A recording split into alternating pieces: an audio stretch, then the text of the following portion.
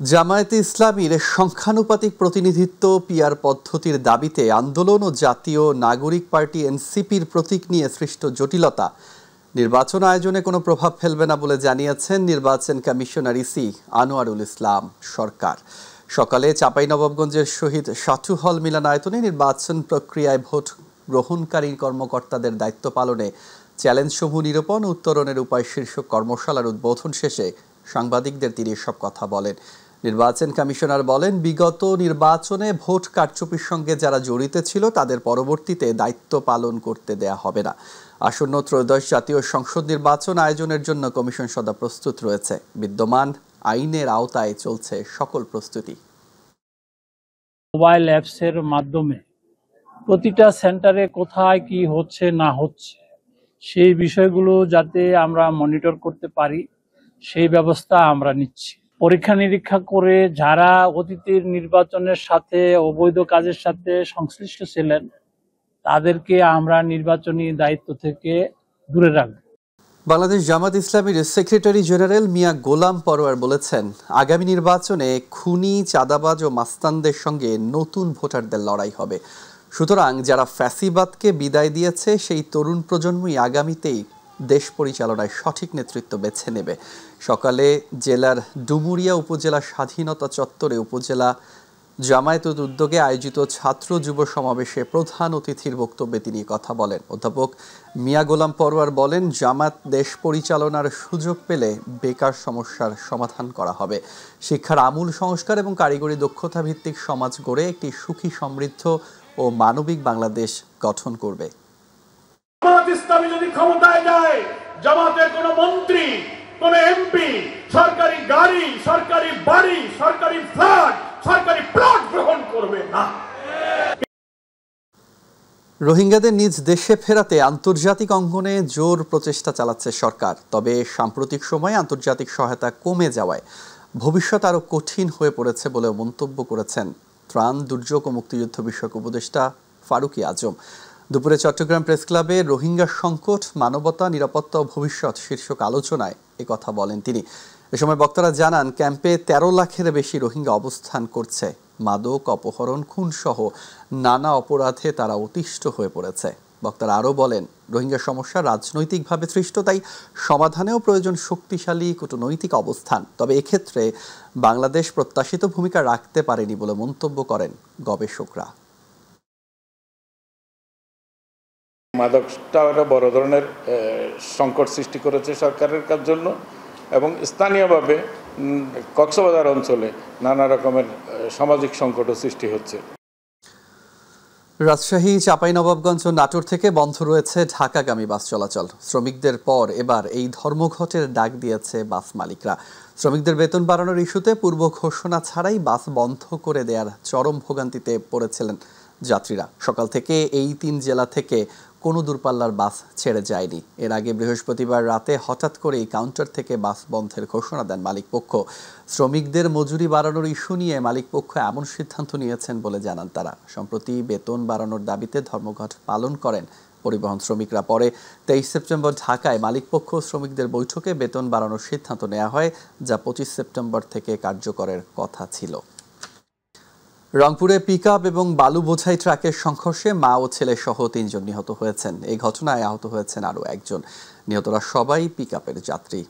Tajhat metropolitan থানার officer in charge Ali জানান, ভোরে রংপুর ঢাকা মহাসড়কের দমদমা এলাকায় এই দুর্ঘটনা ঘটে। পুলিশ জানায়, পিকআপে করে মোতালেব তার পরিবার নিয়ে ঢাকা থেকে রংপুর পীরগাছা যাওয়ার পথে দমদমা এলাকায় ইউটার্ন নেয়ার সময় এই দুর্ঘটনা ঘটে। এতে মোতালেবের স্ত্রী শাহিনা বেগম ও 1 বছরের সন্তান ওয়ালিদ নিহত হন। একই সঙ্গে পিকআপের হেলপার আরিফ নিহত হন। এছাড়া আহত মোতালেব ও পিকআপের ড্রাইভার রংপুর মেডিকেল কলেজ হাসপাতালে ভর্তি করা হয়েছে। দুর্ঘটনার শিকার 2 গাড়িকেই আটক করেছে পুলিশ, তবে পালিয়েছে ঘাতক ট্রাক চালক ও তার সহকারী। ইউটার্ন করার সময় বালুবাহী ট্রাকটি পিকআপটিকে ধাক্কা দিলে ঘটনাস্থলে 3 জন ছিটকে পড়ে মারা যায়। ট্রাক দুটিকে জব্দ করেছি এবং তাদের বিরুদ্ধে আইনগত ব্যবস্থা গ্রহণ করা হচ্ছে। এদিকে সুনামগঞ্জের শান্তিগঞ্জ উপজেলার সিলেট সুনামগঞ্জ মহাসড়কে ট্রাক, সিএনজি, অটোরিকশার মুখোমুখি সংঘর্ষে অটোরিকশায় থাকা মা মেয়ে ও চালক নিহত হয়েছে। বিষয়টি নিশ্চিত করেছেন শান্তিগঞ্জ থানার ভারপ্রাপ্ত কর্মকর্তা আব্দুল আহাদ। সকালে উপজেলার পশ্চিম পাগলা ইউনিয়ন শত্রুমর্দন বাঘেরকোনা গ্রামের পুরান বাড়ির সামনে সিলেট সুনামগঞ্জ আঞ্চলিক মহাসড়কে এই দুর্ঘটনা ঘটে। নিহতরা হলেন আবাদিত কেশবা প্রিয়া এবং তার মেয়ে প্রথমা চৌধুরী এবং সজল গোপ। পুলিশ জানায় ট্রাক সিএনজির মুখোমুখি সংঘর্ষে চালক সহ ঘটনাস্থলে 2 জন নিহত হয়। আশঙ্কাজনক অবস্থায় প্রথমা চৌধুরীকে শান্তিগঞ্জ উপজেলা স্বাস্থ্য কমপ্লেক্সে নিয়ে যাওয়া হলে হাসপাতালে কর্তব্যরত চিকিৎসকরা তাকে মৃত ঘোষণা করেন। ঘটনার পরপর ঘাতক ট্রাক চালককে আটক করেছে পুলিশ। বগুড়ার সারিয়াকান্দিতে বালুবাহী ট্রাকের সঙ্গে সিএনজি চালিত অটোরিকশার সংঘর্ষে বাবা ছেলে সহ 3 জন নিহত হয়েছেন। আহত হয়েছেন আরও 2 জন। সকাল 7টার দিকে সারিয়াকান্দি উপজেলার ফুলবাড়ি কাঁঠালতলা এলাকায় দুর্ঘটনা ঘটে। নিহতরা হলেন বিপুল চন্দ্র দাস, তার ছেলে বিপ্লব চন্দ্র দাস এবং অটোরিকশা চালক শুকুর আলী। আহতরা হলেন বিপুলের স্ত্রী মমতা রানী ও মেয়ে রূপা মণি দাস। সারিয়াকান্দি থানার ভারপ্রাপ্ত কর্মকর্তা জামিরুল ইসলাম জানান, দুর্গাপূজার ছুটিতে বিপুল পরিবার নিয়ে শ্বশুরবাড়ি আসছিল। ভোরে ঢাকা থেকে বাসে বগুড়ায় নেমে অটোরিকশা যোগে নার্চি গ্রামে যাচ্ছিলেন। পথে বিপরীত দিক থেকে আসা একটি বেপরোয়া গতির বালুবাহী ট্রাকের সঙ্গে অটোরিকশার সংঘর্ষ হয়। এতে অটোরিকশাটি দুমড়ে মুচড়ে যায়। ঘটনাস্থলেই মারা যান অটোরিকশা চালক শুকুর আলী। পরে হাসপাতালে চিকিৎসাধীন অবস্থায় বিপুল ও তার ছেলে বিপ্লব মারা যান। বাগেরহাটে চুরির মামলায় রিমান্ডে থাকা মোজাফফর হোসেন নামের এক আসামির মৃত্যু হয়েছে। সকালে বাগেরহাট জেলা হাসপাতালে চিকিৎসাধীন অবস্থায় মোজাফফর মারা যান বলে জানিয়েছে পুলিশ। জানায়, গত 18 সেপ্টেম্বর সদর উপজেলার রাখালগাছি এলাকা থেকে বৈদ্যুতিক ট্রান্সফরমার সহ বিভিন্ন যন্ত্রাংশ চুরির ঘটনায় স্থানীয়রা মোজাফফর সহ 4 জনকে আটক করে পুলিশের কাছে সোপর্দ করে। পরে তাদেরকে আদালতে পাঠানো হলে বিচারক কারাগারে পাঠানোর নির্দেশ দেন। বৃহস্পতিবার পুলিশ আদালতের মাধ্যমে তাদেরকে 1 দিনের রিমান্ডে নেন। রিমান্ডে থাকার সময় শুক্রবার সকালে মোজাফফর অসুস্থ হয়ে পড়েন। পুলিশ সকাল 7:30টার দিকে তাকে হাসপাতালে নিলে চিকিৎসক সকাল 8টার দিকে তাকে মৃত ঘোষণা করেন। সকালে ঘুম থেকে উঠে হঠাৎ সে অসুস্থ বোধ করে, বুকে ব্যথার কথা বলে। প্রথমত এটা বলে তার সাথে অন্যান্য যে আসামি তাদেরকেই প্রথম সে বলে। তখন তারা তাদেরকে একটু বুকে ম্যাসাজ করে দেওয়া বা একটু শুশ্রূষার চেষ্টা করে এবং সাথে সাথে আমাদের সেন্ট্রিকেও জানায় না ওনার হার্ট আর কাজ করছে না। তখন ডাক্তাররা প্রয়োজনে অন্যান্য পরীক্ষা নিরীক্ষা শেষে তাকে মৃত ঘোষণা করে। মাদারীপুরের শিবচরে ঘরে ঢুকে বৃদ্ধাকে গলা কেটে হত্যার ঘটনায় জড়িত সন্দেহে কাজী রাসেল মাহমুদ ওরফে সবুজ নামে এক যুবককে গ্রেফতার করেছে র্যাব 8। দুপুরে এক প্রেস বিজ্ঞপ্তিতে বিষয়টি জানান র্যাব 8-এর মাদারীপুরের ক্যাম্পের company commander police super Mir Monir Hossain. এর আগে 4 মাস আগে নিহত রানু বেগমের বাড়িতে ভাড়া ছিলেন সবুজ। ভাড়া নিয়ে দ্বন্দ্ব হওয়ায় সম্প্রতি ঘর ছেড়ে দেয় সে। র্যাব জানায়, গত 22 সেপ্টেম্বর শিবচর উপজেলার উমেদপুর ইউনিয়নের চর কাচিকাটা গ্রামে মৃত সাদেক হাওলাদারের স্ত্রী রেনু বেগমের গলাকাটা মরদেহ তালাবদ্ধ নিজ ঘর থেকে উদ্ধার করে পুলিশ। ঘটনার পর 23 সেপ্টেম্বর নিহতের ছেলে খোকন হাওলাদার বাদী হয়ে শিবচর থানায় অজ্ঞাতদের আসামি করে একটি হত্যা মামলা দায়ের করে। পরে তথ্য প্রযুক্তির সহায়তায় বৃহস্পতিবার শিবচরের পাঁচচর থেকে ঘটনায় জড়িত থাকায় কাজী রাসেল মাহমুদ ওরফে সবুজ নামে ওই যুবককে গ্রেফতার করে র্যাব। দুপুরে বিশেষ আদালতে সবুজকে তোলা হলে বিচারক তাকে কারাগারে পাঠানোর নির্দেশ দেন। ঢাকা মহানগরে এই বছর 259টি মণ্ডপে দুর্গাপূজা অনুষ্ঠিত হতে যাচ্ছে। আর সারা দেশে 33,355টি মণ্ডপে দুর্গাপূজা হবে। সকালে ঢাকেশ্বরী মন্দিরে শারদীয় দুর্গোৎসব উপলক্ষে এক সংবাদ সম্মেলনে এই তথ্য জানায় সার্বজনীন পূজা কমিটি। কমিটির সভাপতি জয়ন্ত কুমার দেব জানান, গত বছর 31,461টি মণ্ডপে পূজা হয়েছিল। এবার প্রায় 2,000 পূজা বেশি হচ্ছে। মন্দিরে হামলা প্রসঙ্গে তিনি বলেন, পূজার প্রস্তুতির মধ্যেই 13টি জেলায় প্রতিমা এবং মন্দিরে হামলা হয়েছে। তবে আইনশৃঙ্খলা বাহিনী দ্রুত পদক্ষেপ নিয়েছে। দুর্বৃত্তদের বেশিরভাগই ধরা পড়েছে। এ সময় অনাকাঙ্ক্ষিত পরিস্থিতি এড়াতে আইনশৃঙ্খলা বাহিনী সতর্ক বলেও মন্তব্য করেন তিনি। সারা দেশে এ পর্যন্ত যেসব তথ্য আমাদের হাতে এসেছে তাতে দেখা যাচ্ছে 33,355টি পূজা অনুষ্ঠিত হচ্ছে। গত বছরে 31,461 পূজার আয়োজন করা হয়েছিল। দুর্গাপূজার প্রস্তুতির মধ্যেই কয়েকটি জেলায় দুর্গা প্রতিমা ও মন্দিরে হামলার ঘটনা ঘটেছে। তবে জানতে পেরেছি আইনশৃঙ্খলা বাহিনীর দ্রুত পদক্ষেপ গ্রহণ করেছে। দুর্বৃত্তদের অনেকেই ধরা পড়েছে। শুধু আইন শৃঙ্খলা বাহিনীর পদক্ষেপই নয়, রাষ্ট্রীয় আলোকিত চেতনা, সামাজিক প্রতিরোধের মাধ্যমে এই সহিংসতার অবসান ঘটাতে হবে। সুষ্ঠুভাবে পূজা আয়োজনে বাংলাদেশ পূজা উদযাপনের পক্ষ থেকে জেলা ও উপজেলা পর্যায়ে কিছু নির্দেশনা পাঠানো হয়েছে। দরজায় কড়া নাড়ছে সনাতন ধর্মাবলম্বীদের অন্যতম বড় ধর্মীয় অনুষ্ঠান শারদীয় দুর্গাপূজা। সারা দেশের মতো টাঙ্গাইলের মির্জাপুরেও চলছে দুর্গাপূজা আয়োজনের ব্যাপক প্রস্তুতি। শেষ মুহূর্তে প্রতিমা তৈরি ও রং তুলির আঁচড়ে প্রতিমা সাজাতে ব্যস্ত সময় পার করছেন শিল্পীরা। দুর্গাপূজা উপলক্ষে জেলা ও উপজেলা প্রশাসনের পক্ষ থেকে নেওয়া হয়েছে ব্যাপক নিরাপত্তা ব্যবস্থা। প্রতিনিধি মোশাররফ হোসেনের রিপোর্টে বিস্তারিত জানাচ্ছেন জুবাইর রহমান। সারা দেশের মতো টাঙ্গাইলের মির্জাপুরেও ব্যাপক উৎসাহ, উদ্দীপনা ও ধর্মীয় ভাবগাম্ভীর্যের মধ্য দিয়ে উদযাপিত হবে দুর্গাপূজা। এবছর মির্জাপুর উপজেলায় 258টি মণ্ডপে দুর্গাপূজা অনুষ্ঠিত হবে। ফলে দুর্গাপূজার প্রতিমা তৈরিতে ব্যস্ত সময় পার করছে প্রতিমা কারিগর শিল্পীরা। নির্দিষ্ট সময়ের মধ্যে সবকিছু শেষ করতে শিল্পীরা কাজ করছেন ভোর থেকে গভীর রাত পর্যন্ত। শিল্পীদের নিপুণ হাতের ছোঁয়ায় পরিস্ফুটিত হচ্ছেন দেবী দুর্গা ও তার ছেলে মেয়ে লক্ষ্মী, সরস্বতী, গণেশ ও কার্তিক। ষষ্ঠী থেকে বিজয়া দশমী পর্যন্ত আশা রাখি সুন্দর এবং শান্তিপ্রিয়ভাবে আমরা সনাতন ধর্মাবলম্বীরা এই উৎসব উদযাপন করব। জাত, বর্ণ, ধর্ম নির্বিশেষে সকলে আমরা সহযোগিতার মধ্যে একে অপরের কাঁধে কাঁধ মিলিয়ে আমরা পূজা করে থাকি।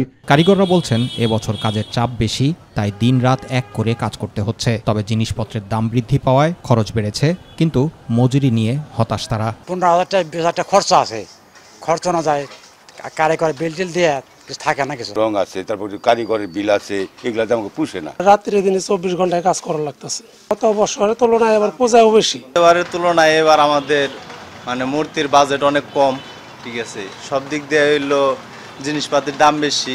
সবকিছু মিলিয়ে এই উপজেলার পূজা মণ্ডপগুলোতে চলছে পূজার আমেজ উৎসব। পূজার সার্বিক নিরাপত্তার বিষয়ে নেওয়া হয়েছে বিশেষ পরিকল্পনা। প্রস্তুতিমূলক সভা গ্রহণ করা হয়েছে ইতিমধ্যে, এবং সেই প্রস্তুতিমূলক সভায় বিভিন্ন বিষয়ে উত্থাপিত হয়েছে এবং সবগুলোই স্ব আইন শৃঙ্খলা বাহিনী থেকে শুরু করে সংশ্লিষ্ট ডিপার্টমেন্ট এটা নোট আউট করা হয়েছে এবং সার্বিক প্রস্তুতি গ্রহণ করা হচ্ছে। মণ্ডপ ভিত্তিক আমাদের মোবাইল ব্যবস্থা আছে, মণ্ডপ কয়েকটি মণ্ডপ নিয়ে একটি মোবাইল টিম, এরকম ক্ষুদ্র ক্ষুদ্র ভাগে আমরা সবগুলো মণ্ডপকে আমাদের নজরদারির আওতায় এনেছি।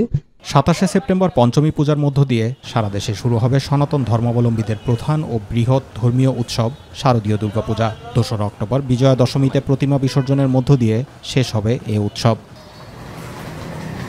জুবাইর রহমান, মাই টিভি নিউজ। চট্টগ্রামের বাজারে আবারও আগুন। একদিনের ব্যবধানে কাঁচা মরিচ কেজিতে বেড়েছে 50 টাকা, এখন বিক্রি হচ্ছে 200 টাকায়। সাধারণের নাগালের বাইরে সবজি ফুলকপি 250 থেকে 280 টাকা, শিম 240, বেগুন 140 এবং কাঁকরোল 100 টাকা কেজি। দুর্গাপূজাকে সামনে রেখে ইলিশের দাম আকাশ ছোঁয়ার সঙ্গে বেশি দামে বিক্রি হচ্ছে সামুদ্রিক ও মিঠা পানির মাছ। দেশি মুরগি কেজিতে বেড়েছে 50 টাকা, এখন 630 টাকা, আর আদার দাম 160 টাকা কেজি। বিক্রেতারা সরবরাহ কমকে দুষছেন, তবে ক্রেতাদের অভিযোগ সিন্ডিকেট ও প্রশাসনের দুর্বল মনিটরিংয়ের কারণেই বাজার অস্থিতিশীল। চট্টগ্রাম বিশ্ববিদ্যালয় কেন্দ্রীয় ছাত্র সংসদ চাকসু নির্বাচনে আনুষ্ঠানিকভাবে প্রচারণা শুরু করেছেন প্রার্থীরা। বৃহস্পতিবার থেকে শুরু হওয়া এই প্রচারণায় নির্বাচনী আমেজ ছড়িয়ে পড়েছে পুরো ক্যাম্পাসে। শিক্ষার্থীদের প্রত্যাশা, দীর্ঘ 35 বছর পর অনুষ্ঠিতব্য এই নির্বাচনের মাধ্যমে বিশ্ববিদ্যালয়ে একাডেমিক ও গবেষণার পরিবেশ ফিরে আসবে। চাকসু নির্বাচনে আচরণবিধি অনুযায়ী প্রার্থীরা এখন থেকে ভোটের আগের দিন পর্যন্ত প্রচার চালাতে পারবেন। এরই মধ্যে প্রার্থীদের তালিকা ও ব্যালট নম্বর চূড়ান্ত করেছে নির্বাচন কমিশন। জুমার নামাজ শেষে প্রার্থীরা বিভিন্ন অনুষদ ও মোড়ে ভোটারদের সাথে কুশল বিনিময়ে ব্যস্ত সময় কাটান। অন্যদিকে চাকসু নির্বাচন সুষ্ঠুভাবে সম্পন্ন করতে কঠোর অবস্থানে থাকবে আইনশৃঙ্খলা রক্ষাকারী বাহিনী। জুলাই জাতীয় সনদের ভিত্তিতে পিআর পদ্ধতিতে জাতীয় সংসদ নির্বাচন সহ 5 দফা দাবিতে কুষ্টিয়ায় বিক্ষোভ মিছিল করেছে জামাত। কেন্দ্রীয় কর্মসূচির অংশ হিসেবে সকাল 9:30টায় শহরের চৌরহাস এলাকা থেকে বিক্ষোভ মিছিল বের করে দলটি। মিছিলটি শহরের প্রধান প্রধান সড়ক প্রদক্ষিণ করে কুষ্টিয়া পৌরসভার সামনে গিয়ে শেষ হয়। সেখানে সংক্ষিপ্ত সমাবেশ করে তারা। সদর উপজেলা জামায়াতের আমির মাওলানা শরীফুল ইসলামের সভাপতিত্বে বক্তব্য রাখেন কুষ্টিয়া জেলা জামায়াতের আমির আবুল হাশেম, আমির হামজা, জেলা জামায়াতের সেক্রেটারি সুজাউদ্দিন জোয়ারদার সহ জামায়াত নেতৃবৃন্দ।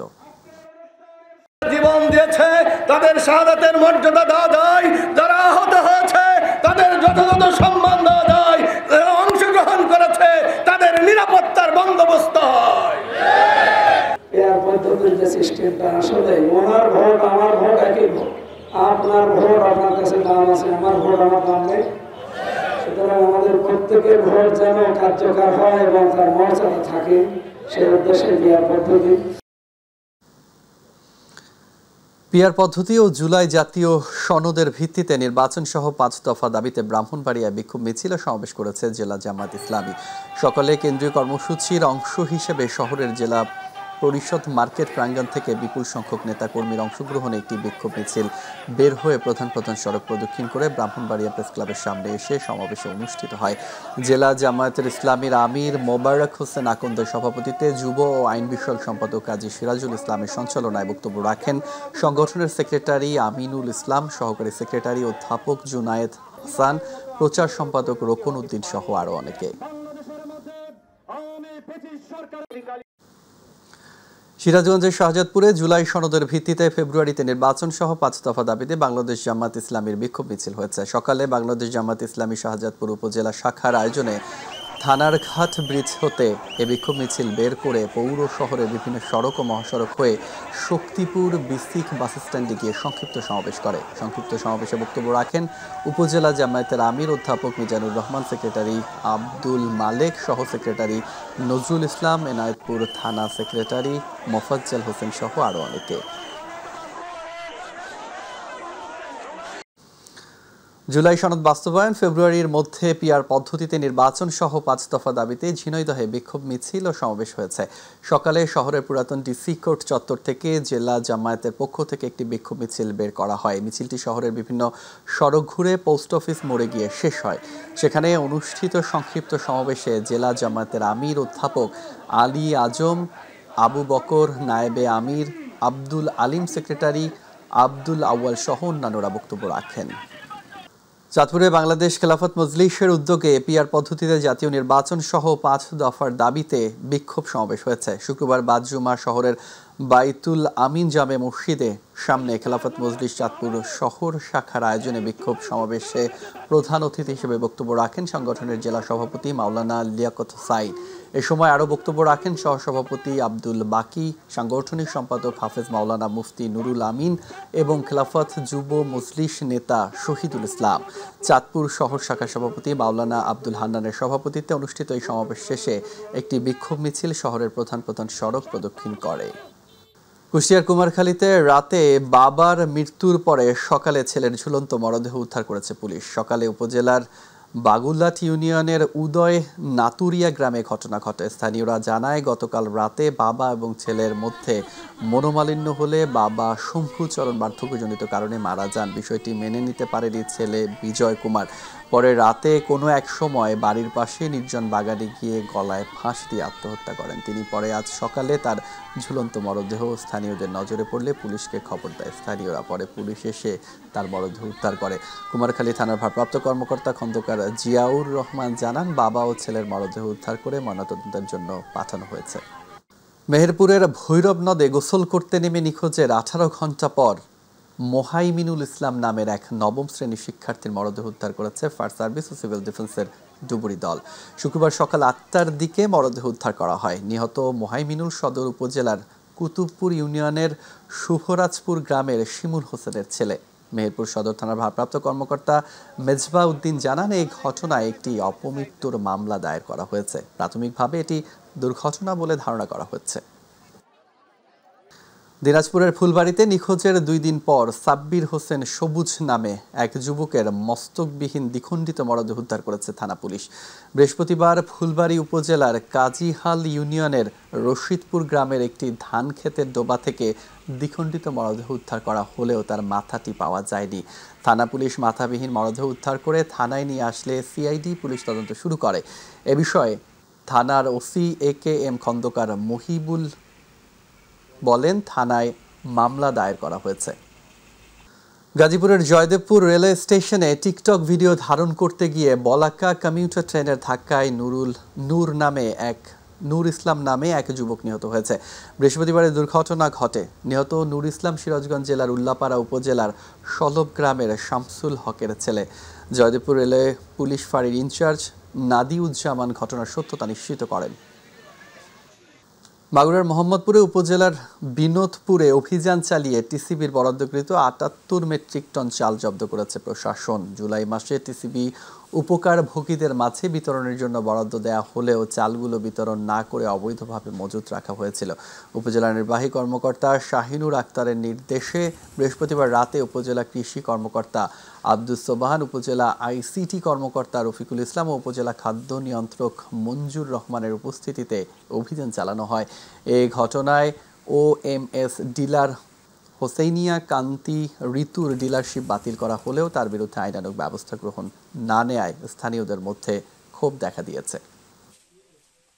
লালমনিরহাটের আদিতমারিতে ভয়াবহ অগ্নিকাণ্ডের ঘটনা ঘটেছে। বৃহস্পতিবার গভীর রাতে উপজেলার চরিতাবাড়ি এলাকার উকিলেশ্বর নামের কৃষকের গোয়ালঘরে কয়েল থেকে আগুনের সূত্রপাত হয়। এতে উকিলেশ্বর ও অনিম নামে দুই কৃষকের ৮টি ঘর, একটি গরু, একটি ছাগল, মোটরসাইকেল সহ নগদ টাকা পুড়ে ছাই হয়ে যায়। খবর পেয়ে দ্রুত ঘটনাস্থলে পৌঁছায় আদিতমারি উপজেলা ফায়ার সার্ভিস ও সিভিল ডিফেন্সের একটি দল। ঘণ্টাব্যাপী চেষ্টার পর আগুন নিয়ন্ত্রণে আনতে সক্ষম হয়।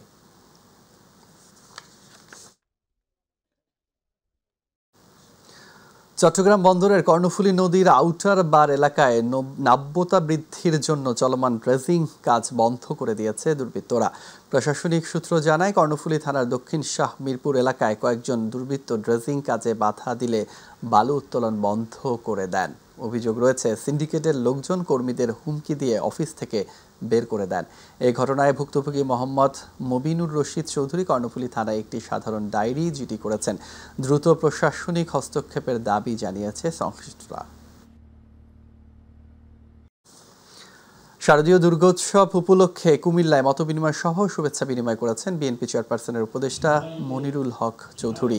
সকালে নগরের একটি রেস্তোরাঁয় মতবিনিময় সভা অনুষ্ঠিত হয়। এ সময় বিএনপি চেয়ারপারসনের উপদেষ্টা মনিরুল হক চৌধুরী আদর্শ সদর ও সদর দক্ষিণ উপজেলার ১৩১টি মণ্ডপে নেতৃবৃন্দদের কাছে নগদ অর্থ উপহার সামগ্রী বিতরণ করেন। সদর দক্ষিণ উপজেলার পূজা উদযাপন পরিষদের সভাপতি যুবরাজ ভৌমিকের সভাপতিত্বে ও কুমিল্লা বাঁচাও মঞ্চের সদস্য সচিব নাসির উদ্দিনের সঞ্চালনায় মতবিনিময় সভায় বক্তব্য রাখেন বিশিষ্ট শিক্ষাবিদ শ্যামাপ্রসাদ ভট্টাচার্য সহ আরও অনেকে।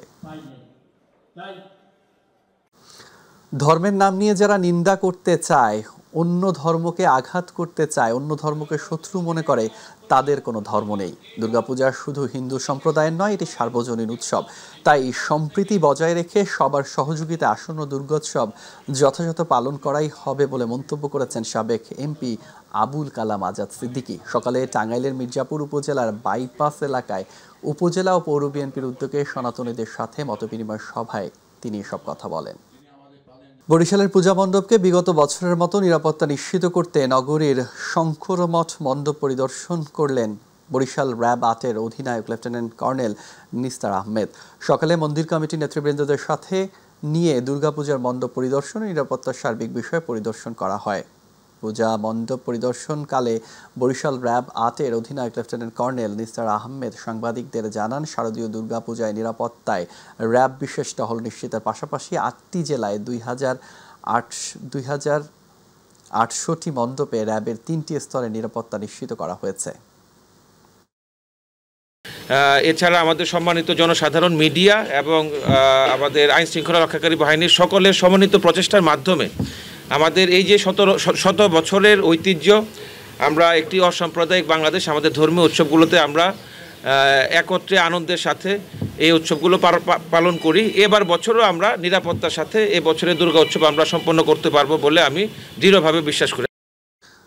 দিনাজপুরের বিরল উপজেলায় বিএনপির উদ্যোগে সনাতন ধর্মাবলম্বীদের মধ্যে শারদীয় দুর্গোৎসব উপলক্ষে আর্থিক সহায়তা, বস্ত্র বিতরণ করা হয়েছে। বৃহস্পতিবার বিরল উপজেলা বিএনপি আয়োজিত এই অনুষ্ঠানে প্রধান অতিথি ছিলেন দিনাজপুর জেলা বিএনপির নির্বাহী সদস্য সাদিক রিয়াদ চৌধুরী পিনাক। বিশেষ অতিথি ছিলেন জেলা ও উপজেলা বিএনপির নেতৃবৃন্দ।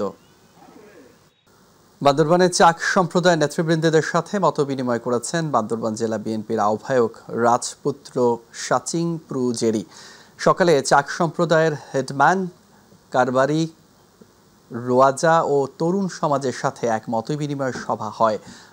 বাচিং চাক এ সভাপতিত্বে সভায় প্রধান অতিথি ছিলেন বান্দরবান জেলা বিএনপির আহ্বায়ক রাজপুত্র সাচিং প্রুজেরি।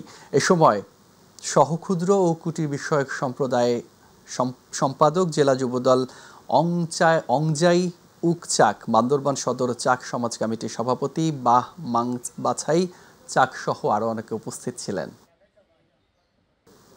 বান্দরবানে চাক সম্প্রদায়ের নেতৃবৃন্দের সাথে মতবিনিময় করেছেন বান্দরবান জেলা বিএনপির আহ্বায়ক রাজপুত্র সাচিং প্রুজেরি। সকালে চাক সম্প্রদায়ের হেডম্যান কারবারি, রোয়াজা ও তরুণ সমাজের সাথে এক মতবিনিময় সভা হয়। বাচিং চাকের সভাপতিত্বে সভায় প্রধান অতিথি ছিলেন বান্দরবান জেলা বিএনপির আহ্বায়ক রাজপুত্র সাচিং প্রুজেরি। এ সময় সক্ষুদ্র ও কুটির বিষয়ক সম্পাদক জেলা যুবদল অংজাই উকচাক, বান্দরবান সদর চাক সমাজ কমিটির সভাপতি বাছাই চাক সহ আরো অনেকে উপস্থিত ছিলেন।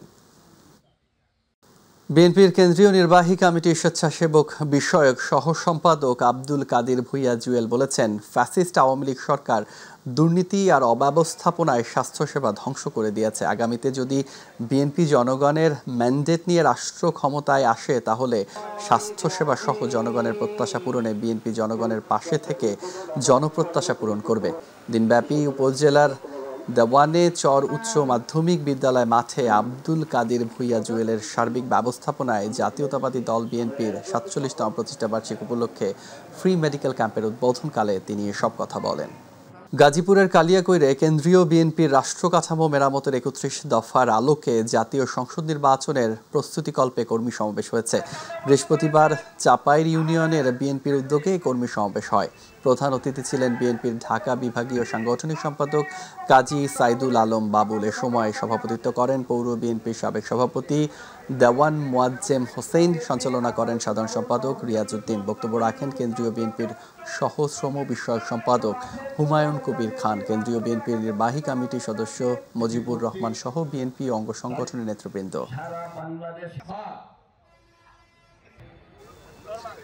মানিকগঞ্জের ঘিওরে বিএনপির রাষ্ট্র কাঠামো মেরামতের ৩১ দফা কর্মসূচি হিসেবে লিফলেট বিতরণ ও প্রচারণা সভা হয়েছে। বৃহস্পতিবার পয়লা ইউনিয়ন বিএনপি আয়োজিত ঘিওর উপজেলা পয়লা মোড় এলাকায় কর্মসূচির প্রচারণা সভা অনুষ্ঠিত হয়। এরপর জনসাধারণ ও নেতাকর্মীদের মাঝে লিফলেট বিতরণ করা হয়। এ সময় বিএনপির কেন্দ্রীয় নির্বাহী কমিটির সদস্য SA জিন্না কবির সহ দলীয় ও সহযোগী সংগঠনের নেতাকর্মীরা উপস্থিত ছিলেন। ইসলামী আন্দোলন বাংলাদেশের সিনিয়র নায়েবে আমির মুফতি সৈয়দ মোহাম্মদ ফয়জুল করিম বলেছেন, রাষ্ট্র সংস্কার ছাড়া বাংলাদেশের ভবিষ্যৎ অনিরাপদ।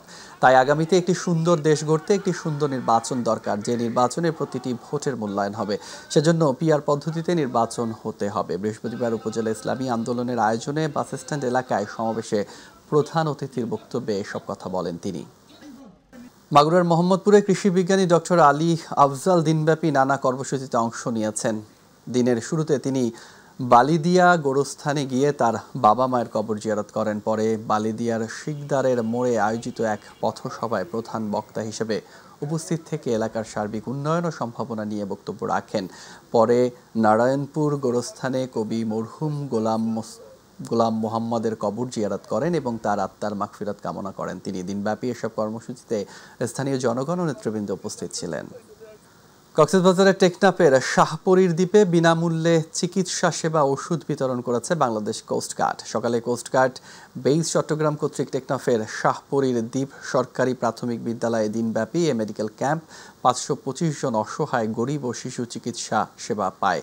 কোস্টগার্ডের মিডিয়া কর্মকর্তা লেফটেন্যান্ট কমান্ডার সিয়ামুল হক জানান, প্রতিষ্ঠা লগ্ন থেকে উপকূলীয় অঞ্চলের সুবিধাবঞ্চিত মানুষের পাশে আছে সংস্থাটি। ভবিষ্যতেও এ ধরনের জনসেবামূলক কার্যক্রম অব্যাহত থাকবে।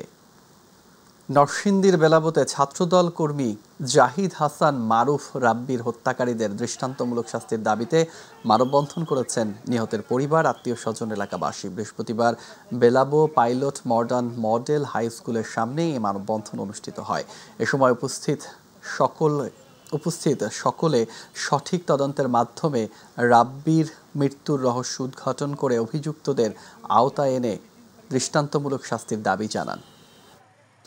পটুয়াখালীর বাউফলে মাদক ও অন্যায়ের বিরুদ্ধে মানববন্ধন হয়েছে। সকালে উপজেলার সূর্যমণি ইউনিয়নের গোয়ালিয়া বাঘা বাজারে তৃণমূল যুব সমাজের উদ্যোগে এর আয়োজন করা হয়। আয়োজিত মানববন্ধনে বক্তব্য রাখেন কমল চন্দ্র দাস, মামুন শিকদার, হাসানুল কবির, সালাউদ্দিন মৃধা। সভা শেষে সংগঠনের সদস্যরা বিভিন্ন প্রজাতির ফলজ ও বনজ গাছ রোপণ করেন। রাজধানী ঢাকায় বসুন্ধরা আন্তর্জাতিক কনভেনশন সিটির এক্সপো ভিলেজ জমে উঠেছে 3 দিনব্যাপী আন্তর্জাতিক নির্মাণ ও কাঠ শিল্প প্রদর্শনী। 25 সেপ্টেম্বর থেকে শুরু হওয়া এই প্রদর্শনী চলবে 27 সেপ্টেম্বর পর্যন্ত। এই আয়োজনে দেশি বিদেশি অসংখ্য প্রতিষ্ঠান অংশ নিয়েছে। এক ছাদের নিচে মিলেছে সর্বাধুনিক প্রযুক্তি আর নতুন ব্যবসায়িক ধারণা। মেলায় মূল আকর্ষণ ছিল বেস্ট সিএনসির আধুনিক laser cutter, fibre laser, CO2 laser machine, কাঠের আসবাবপত্র তৈরির CNC মেশিন আর ধাতব শিল্পের উন্নত প্রযুক্তিও নজর কেড়েছে দর্শনার্থীদের। বেস্ট সিএনসির CEO শাখাওয়াত হোসেন জুয়েল জানিয়েছেন, যারা মেলা থেকে মেশিন কিনবেন তাদের জন্য রয়েছে বিশেষ চমক, আকর্ষণীয় মোটরসাইকেল উপহার। 3 দিনব্যাপী এই এক্সপোতে অংশ নিয়েছে ভারত, চীন ও বাংলাদেশের বিভিন্ন প্রতিষ্ঠান। সিরাজগঞ্জের উল্লাপাড়ার কালীগঞ্জ ফুলজোর নদীতে অনুষ্ঠিত হয়ে গেল গ্রাম বাংলার ঐতিহ্যবাহী নৌকাবাজ প্রতিযোগিতা। কালীগঞ্জ শহীদ গিয়াসউদ্দিন সংস্থার আয়োজনে এ প্রতিযোগিতা অনুষ্ঠিত হয়। এ সময় নদীর 2 পাড়ে ভিড় জমায় হাজারো দর্শক। নানা গ্রাম থেকে আসা দলগুলো অংশ নেয় প্রতিযোগিতায়। অনুষ্ঠানে জাহিদুল ইসলাম মিস্টারের সভাপতিত্বে ও হায়দার আলীর সঞ্চালনায় প্রধান অতিথি ছিলেন বিএনপির জাতীয় নির্বাহী কমিটির সদস্য M আকবর আলী ও বিশেষ অতিথি ছিলেন লায়ন মোমেনা আলী। প্রতিযোগিতা শেষে বিজয়ীদের হাতে তুলে দেওয়া হয় পুরস্কার। গাজীপুরের কালিয়াকৈরে আগামী 15 অক্টোবর থেকে শুরু হতে যাচ্ছে Bangladesh premier league BPL tape tennis. দেশের ইতিহাসে প্রথম টেপ টেনিস BPL উপলক্ষে আজ প্রস্তুতি সভা হয়েছে। দেশে 8টি বিভাগের প্রতিনিধিত্ব করবে 8টি দল। পূর্বাচান্দারা স্পোর্টিং ক্লাবের উদ্যোগে আয়োজক কমিটির পক্ষ থেকে জানানো হয়েছে, BPL এর মতো ফ্র্যাঞ্চাইজি ভিত্তিক এই টুর্নামেন্টে খেলোয়াড় বাছাই করা হবে ড্রাফট পদ্ধতিতে। উদ্বোধনী দিনে সাংস্কৃতিক অনুষ্ঠান সহ থাকবে বিশেষ আয়োজন। এ সময় বক্তব্য রাখেন আয়োজক কমিটির প্রধান ও পৌর বিএনপির সাবেক যুগ্ম সাধারণ সম্পাদক কমিশনার সারওয়ার হোসেন আকুল। আমাদের শিল্প এলাকা দেখবেন লক্ষ লক্ষ লোকের বসবাস, কিন্তু এখানে কোনো খেলার মাঠ নেই। বাবা মা চাকরিতে চলে যাচ্ছে, ছেলেটা কোথায় আছে জানে না, মাদকে জড়িয়ে যাচ্ছে। মূলত মাদক থেকে দূরে রাখার জন্যই এই যে মাঠটি দেখেন, আমাদের তো মাঠও ছিল না। এই যে মিল ফ্যাক্টরির শ্রমিকরা, ছাত্ররা, শিক্ষকরা, যুব সমাজের যারা আছেন, এলাকাবাসী সকলকে নিয়ে মাঠ তৈরি করা হয়েছে, যেন মাদক থেকে তারা যেন মাঠমুখী হয়।